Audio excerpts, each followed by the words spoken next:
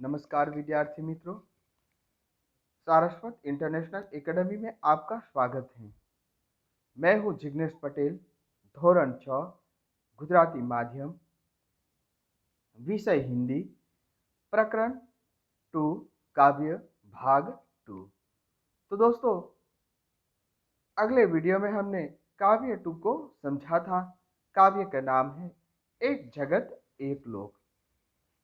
तो दोस्तों, इस काव्य में कवि ने विश्व बंधुत्व की भावना प्रकट की है, विश्व बंधुत्व के बारे में बताया है। कवि ने कहा है कि यह विश्व एक मानवलोक है। धरती पर रहने वाले सभी लोग एक समान हैं, एक ही सम्मान के हकदार हैं।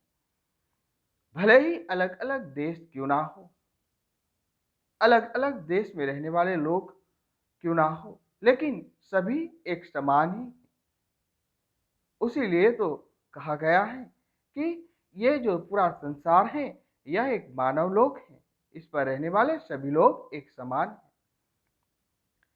विश्व बंधुत्व की भावना इस काव्य में प्रकट की गई। तो दोस्तों, हम भी सभी के साथ प्रेमपूर्ण और एक दूसरे के प्रति प्रेम भावना से हमें रहना चाहिए।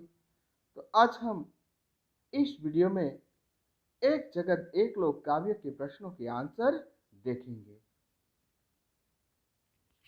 तो आइए, हमारा पहला प्रश्न है, एक जगत एक लोक ऐसा कवि ने क्यों कहा है? तो दोस्तों, कवि ने ऐसा क्यों कहा होगा?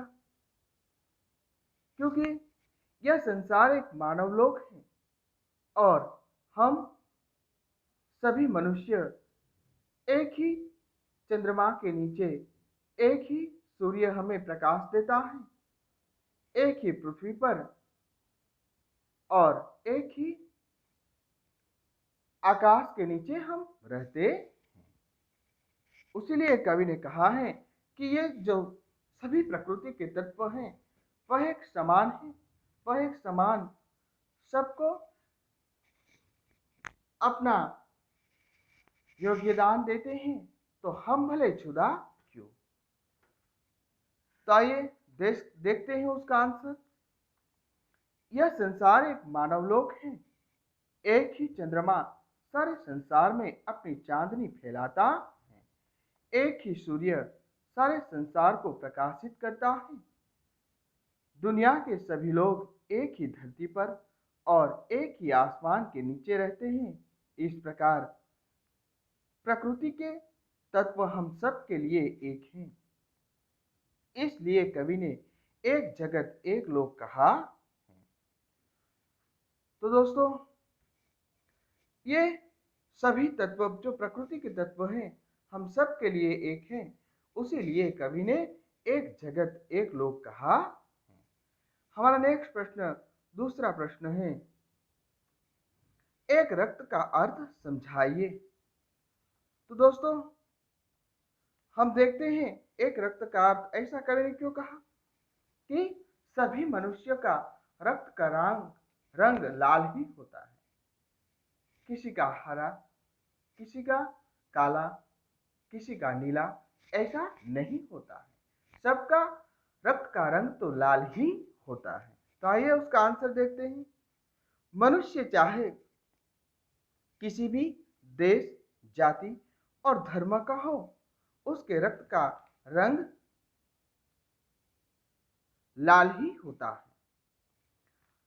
रक्त के रंग की समानता से साबित होता है कि पूरी मनुष्य जाति एक है। भले ही हमारे रंग रूप भिन्न हो, पर भीतर से सब एक हैं। तो कवि ने सच ही कहा है। भले ही हमारी जाति अलग हो, हम अलग अलग धर्म में मानते हैं, हम अलग अलग देश में रहते हैं, लेकिन फिर भी हम एक समान हैं। आगे नेक्स्ट तीसरा प्रश्न है, हमारा जीवन सुख दुख की कहानी है, ऐसा कवि ने क्यों कहा है? तो आइए उसका आंसर देखते हैं। तो कवि क्या कहते हैं? सभी मनुष्यों के जीवन में कभी सुख के दिन आते हैं तो कभी लोगों को दुख के दिन भी देखने पड़ते हैं।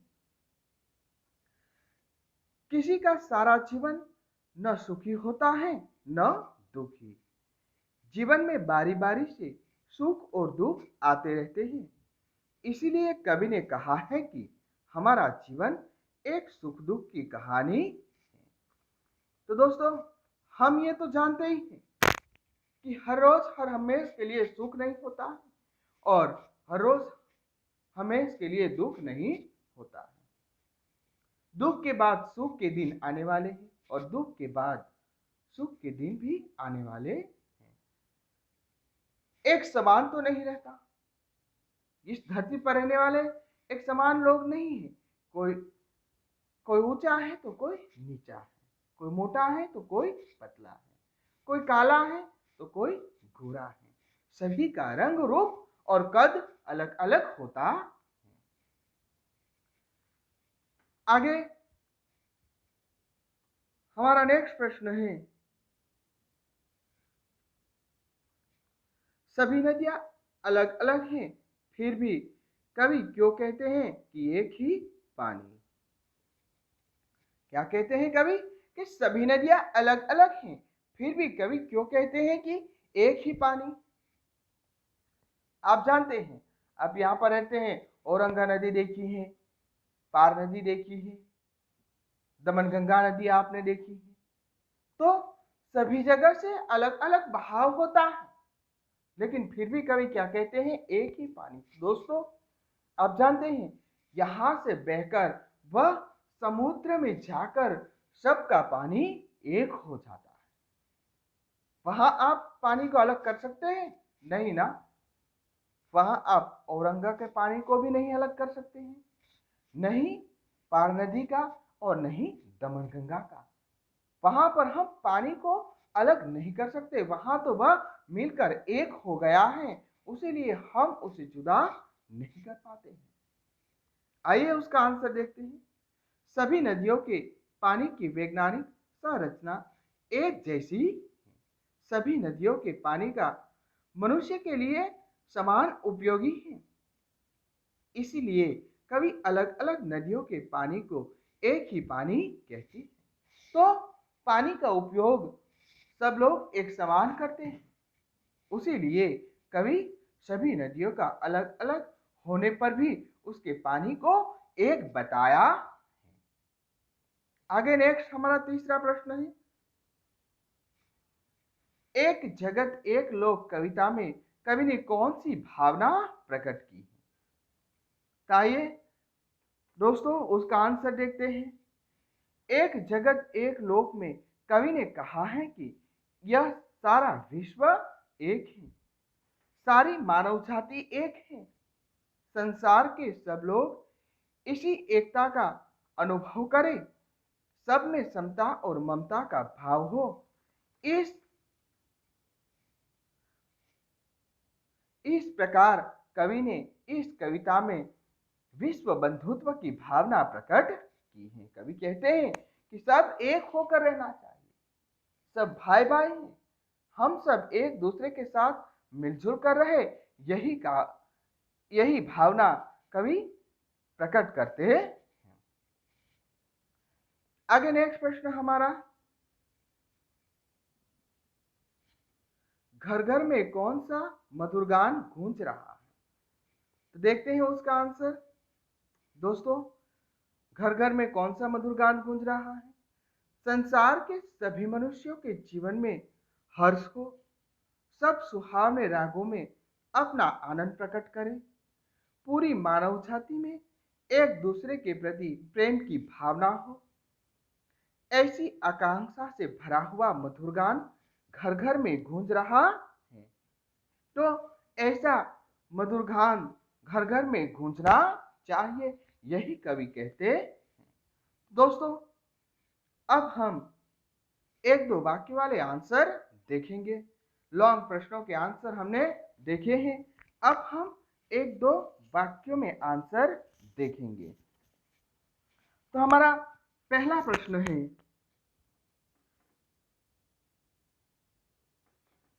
हमारा जीवन क्या है? तो दोस्तों, हमारा जीवन क्या है देखते हैं।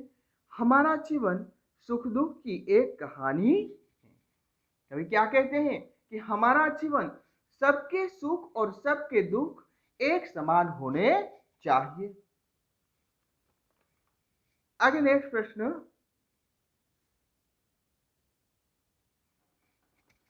हम सबका रक्त कैसा है? मैंने बताया ना, कभी क्या कहते हैं कि हम सबका रक्त कैसा है।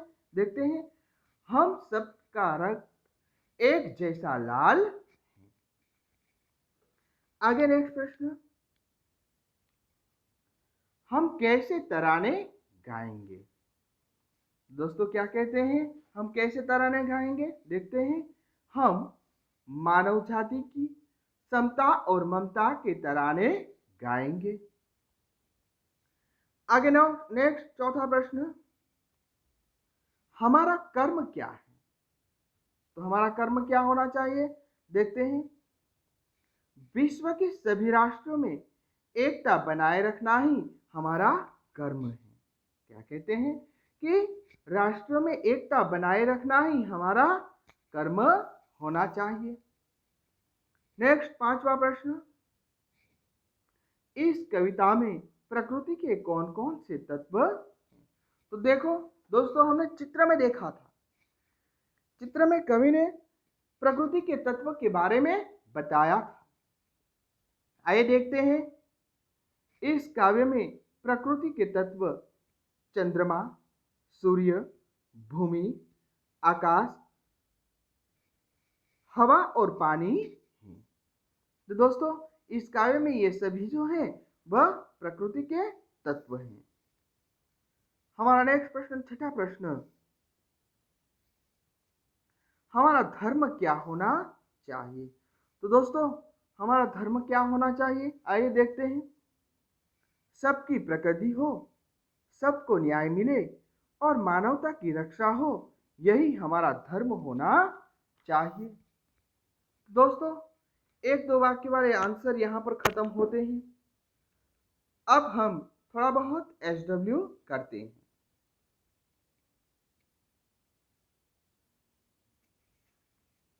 तो दोस्तों, हमने सूचना दी है, कोष्टक में से उचित शब्द चुनकर रिक्त स्थानों की पूर्ति कीजिए।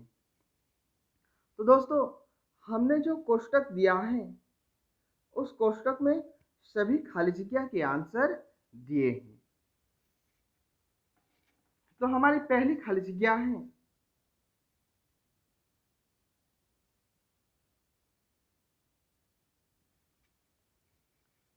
खाली जगह है सुख दुख की एक कहानी।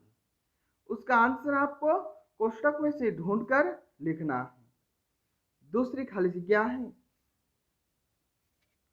हर्ष भरे गाए हम हर्ष भरे गाए हम खाली जगह सुहाने। क्या कहते हैं? तो उस खाली जगह का आंसर आपको ढूंढना है। तीसरी खाली जगह है, राष्ट्र में खाली जगह यही कर्म हमारा। तो उसका आंसर भी हमने कोष्टक में दिया है, वह आपको ढूंढना है। चौथी खाली जगह है, हिलमिल के लहराए विश्व शांति का निशान। तो दोस्तों, हमने लास्ट वाली खाली जगह का आंसर दे दिया है, वह आपको लिखना है खाली जगह में। तो दोस्तों, आज यहाँ पर हम रुकते हैं और आपको मैंने जो प्रश्नों के आंसर दिए हैं, एक एक वाक्य वाले लॉन्ग प्रश्न, रिक्त स्थानों की पूर्ति कीजिए, ये सब आपको नोट में लिखना है। और अगले वीडियो में हम MCQ प्रश्न, शब्दों के वाक्य में प्रयोग कीजिए, ये सब देखेंगे। यहाँ पर रुकते हैं। जय हिंद, जय भारत।